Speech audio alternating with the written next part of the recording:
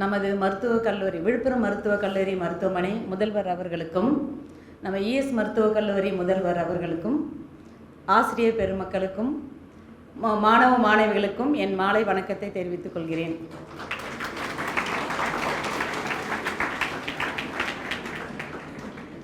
அனைவருக்கும் இன்றைக்கி நமக்கு என்ன நாள்? செவிலியர் தினம். அடுத்தது நம்ம சார் பேசினாங்க, எல்லாமே சொல்லியிருக்காங்க. நான் ஒரு சில வார்த்தைகள் மட்டும் சொல்ல விரும்புகிறேன். என்னென்னா, முதல்ல நம்மெல்லாம் நீங்கள் எல்லாருமே படிச்சுட்ருக்கீங்க. இப்போது எல்லாமே நம்ம நர்சிங் காலேஜ். இது நம்ம ஃபஸ்ட்டு நம்ம ஸ்டூடெண்ட்டாக இருக்கோம். ஸ்டூடெண்ட்டை முடித்தோடனே என்ன பண்ணுவோம்? எல்லாருமே போயிட்டு டியூட்டர் ஆக முடியாது. பாதி பேர் நம்ம நர்சஸாக ஒர்க் பண்ணுவோம். அடுத்த டியூட்டராக போவோம். அடுத்தது பிரின்சிபல் ஆகும். ஆக எல்லாமே நம்ம செவிலியருடைய அந்த இதில் தான் இருக்கும். அந்த கூட்டுக்குள்ளே தான் நம்ம இருப்போம். ஆக நம்ம எப்பொழுதுமே செவிலியர்கள் என்றதை நீங்கள் மறக்கவே கூடாது. சரிங்களா? என்ன சொல்ல வரேன்னா, நம்ம நர்சஸ் நம்ம எதுக்கு உள்ளே வரும்போதே நம்ம பிளட்ஜ் எடுத்து தான் வரும். இன்றைக்கி காலையில் எல்லாம் பிளட்ஜ் எடுத்திங்களா? எல்லாருமே இன்றைக்கி எல்லாருமே எடுத்திங்களா? கண்டிப்பாக சந்தோஷம், ரொம்ப சந்தோஷம். என்னென்னா, நம்ம எல்லா செவிலியர்கள் ஸ்டூடெண்ட்டாக இருக்கோம். ஸ்டூடெண்ட்டாக இருக்கும்போது முதல்ல தெரிஞ்சிக்க வேண்டியது காலம் தவறாமை.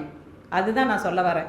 என்னன்னு கேட்டிங்கன்னா, காலம் தவறாமைன்னா காலையில் நம்ம ஃபஸ்ட்டு ஸ்டார்டிங் எப்போ நேரம் இத்தனை மணிக்கு நம்ம எழுந்துக்கணும், இத்தனை மணிக்கு நம்ம ரெடி ஆகணும், இத்தனை மணிக்கு நம்ம கிளாஸுக்கு போகணும், படிக்க போகணும். இது முதல்ல நமக்கு தெரிஞ்சுக்கணும். ஏன்னா நம்ம எல்லாருமே +2 முடிச்சுட்டு தான் நம்ம இங்கே வரோம், நர்சிங்க்கு வரோம். நம்ம சின்ன பிள்ளைங்க கிடையாது. ஆனால் நம்ம டெய்லி காலம் தவறாமை அப்படின்றத நம்ம நினைவில் வச்சுக்கணும். காலையில் செல்ஃபோன், மேடம் சொன்ன மாதிரி செல்ஃபோன் வச்சுருக்கோமா, அலாரம் வைக்கணும். முதல்ல இத்தனை மணிக்கு எழுந்தோன்னா இத்தனை மணிக்கு போகணும். காலம் தவறவே கூடாது.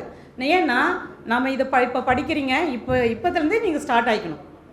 இவ்வளோ நாள் நம்ம படித்தது வேறு, இப்போ படிக்கிறது வேறு. இது என்ன மாதிரியான ஒரு படிப்பு? ரெஸ்பான்சிபிலிட்டிஸ். மேடம் சொன்ன மாதிரி. சரிங்களா? ரொம்ப ரொம்ப ரொம்ப முக்கியம். மற்றவங்கெல்லாம் இப்போ காலேஜ் போகலாம், மற்ற வேலையெல்லாம் செய்கிறாங்க. அவங்களுக்கெல்லாம் அந்த மாதிரியான ஒரு ரெஸ்பான்சிபிலிட்டி இல்லை. ஆனால் நாம் என்ன படிக்கிறோம்? முக்கியமான கடவுளுக்கு அடுத்தது நம்ம தான் பேஷண்ட்டுடைய நம்மக்கிட்ட தான் கொடுக்குறாங்க. ஒரு பேஷண்ட்டு ரொம்ப சீரியஸாக வரும்போது என்ன பண்ணுவாங்க? ஐயோ நம்மளை காப்பாற்றிடுவாங்களா அப்படின்ற பயத்தோடு வருவாங்க. அவங்களுக்கு யார்? கடவுளை தான் அவங்க நினைப்பாங்க. அடுத்தது யார் நினைப்பாங்க? நம்புவாங்க, நம்மளை தான் நம்புவாங்க. அப்போ நம்ம எப்படி இருக்கணும்? அதுக்கு ரெடியாக இருக்கணும். காலம் தவறாமை. இது எதுக்கு சொல்கிறேன்னா, நீங்கள் படிக்கும்போதே இத்தனை மணிக்கு நம்ம கரெக்டாக எழுந்துக்கணும். எழுந்தவுடனே இத்தனை நிமிஷத்தில் நம்ம ரெடி ஆகிடணும். அடுத்து கிளாஸுக்கு டைமுக்கு போகணும். சொல்லி கொடுக்குறத கவனமாக கேட்கணும். ஏன்னா நம்ம காலேஜ் படிக்கல, பிஏஓ ஒரு பிஎஸ்சி அந்த மாதிரி படிக்கலை. நம்ம படிக்கிறது நோயாளிகளுக்காக நாம் சர்வீஸ் பண்ண போகிறோம். அவங்கள நாம் எப்படி பண்ண போகிறோம், அவங்களுக்கு எப்படி நம்ம கேர் கொடுக்க போகிறோம். அப்போ என்ன பண்ணணும்? ரொம்ப அலர்ட்டாக இருக்கணும். எப்பயுமே கவன சிதறல் இருக்கவே கூடாது. ஃபுல்லாக அட்டென்ஷன் இங்கே தான் இருக்கணும். நம்ம அது வரைக்கும் எல்லாத்தையும் தூக்கி ஓரம் கட்டிட்டு கிளாஸ் எடுக்கும்போது நம்ம ஆசிரியர் என்ன சொல்லித்தராங்களோ அது அங்கேயே தான் இருக்கணும். கான்சன்ட்ரேஷன் படிக்கணும். ஏன்னா நம்ம ரொம்ப முக்கியமான ஒரு படிப்பை நம்ம படிச்சுட்ருக்கோம். சரிங்களா? நம்ம ஒரு டீம் ஒர்க்கு தான்.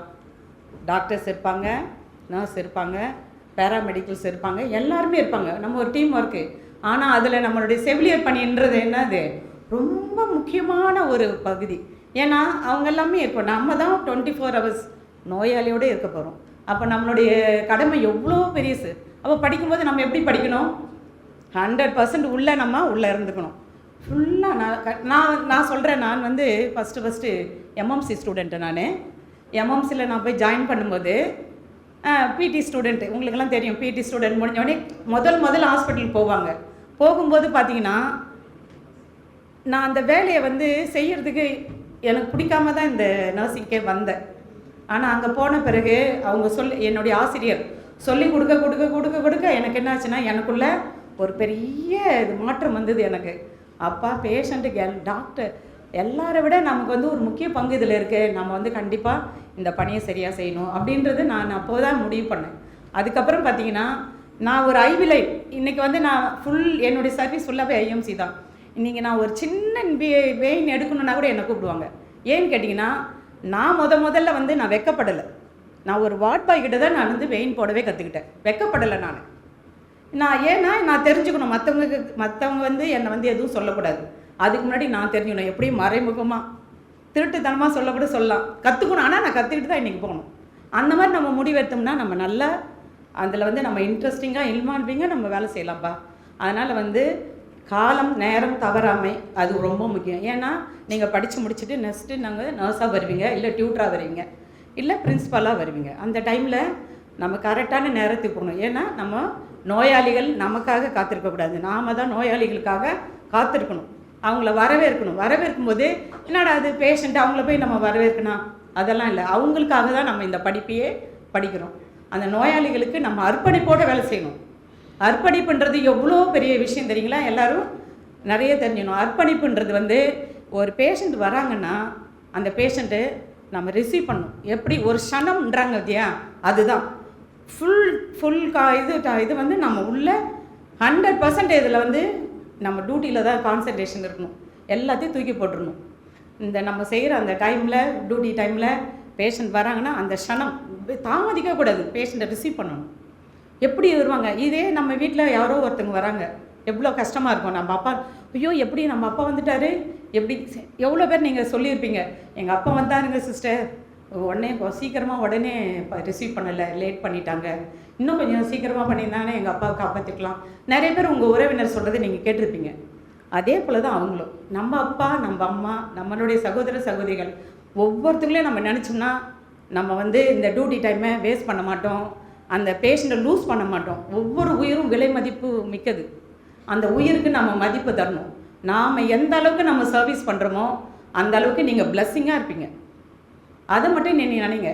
அதனால் கண்டிப்பாக நம்ம நேரம் தவறாமை, எதுக்கு சொல்கிறேன்னா இதுதான் எல்லாமே இதில் தான் அடங்கும். நேரம் தவறாமைன்றது இதில் தான் அடங்கும். எல்லா விஷயமும் இதான். அதுக்காக தான் நீங்கள் ஸ்டூடெண்ட் பெரியலே டைமிங் கீப் அப் பண்ணணும். இத்தனை மணிக்கு எழுந்துக்கணும், அலாரம் வச்சோன்னே டக்குன்னு எழுந்துக்கணும். உடனே இத்தனை நிமிஷத்தில் கிளம்பணும், இத்தனை நிமிஷத்துக்கு கிளாஸுக்கு போயிடணும். இங்கே ஸ்டார்ட் பண்ணுறது தான் நீங்கள் முடிகிற வரைக்குமே உங்களுக்கு அது பின்தொடரும் அந்த டைமிங். இப்போ நீங்கள் விட்டுட்டிங்கன்னா அப்புறம் பிடிக்கவே முடியாது. ஸோ நீங்கள் நல்லா ஒர்க் பண்ண தான் நீங்களே பார்த்துருப்பீங்க, வார்டுக்கெல்லாம் வந்திருப்பீங்க. எல்லாரையும் சொல்ல மாட்டாங்க, இந்த சிஸ்டர்கிட்ட போங்க இவங்க பார்த்துப்பாங்க நல்லா, இந்த சிஸ்டர் பாருங்கள் அவங்க இது பண்ணுவாங்க, இந்த டாக்டரை போய் பாருங்கள் உடனே எல்லாம் சரியாயிடும் சொல்கிறாங்களா இல்லையா? ஏன்? அது நம்ம அர்ப்பணிப்பு செய்யணும். அதனால தான். புரியுதுங்களா? செய்வீங்களா இனிமே? தேங்க்ஸ், ரொம்ப தேங்க்ஸ், நன்றி.